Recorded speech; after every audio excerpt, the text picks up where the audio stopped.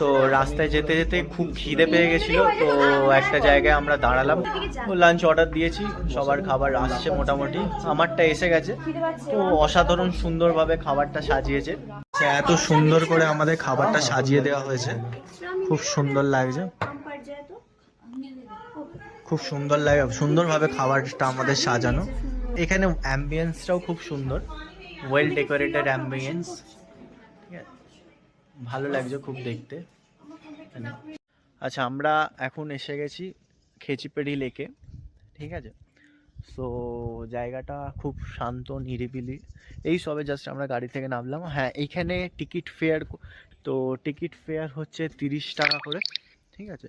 আর তোমরা যে গাড়িতে আসবে সেই গাড়িরও কিন্তু 20 টাকা করে এক্সট্রা যে ফেয়ারটা হয়, যেটা পার্কিং চার্জেস, সেটা দিতে হবে। আচ্ছা, সোজা এসেই বাঁদিকে ঘুরলেই লেকে যাওয়ার রাস্তা, আর লেকে যাওয়ার এইটা হচ্ছে এই যে রাস্তা, গোটা একদম সোজা গেছে। এবার সামনে গিয়ে আমরা লেকটা দেখতে পাবো। এখানে বলতে গেলে এখানে যারা বৌদ্ধরা আছেন তারা অ্যাকচুয়ালি এই লেকটাকে অনেক বেশি স্যাক্রেড মনে করে। আই মিন, তাদের কাছে এই লেকটা অনেকটাই পবিত্র লেক। এর আরেকটা নাম হচ্ছে উইসিং লেক, এখানে যেই উইশটা করা হয় সেই উইশটা এখানে ফুলফিল হয়।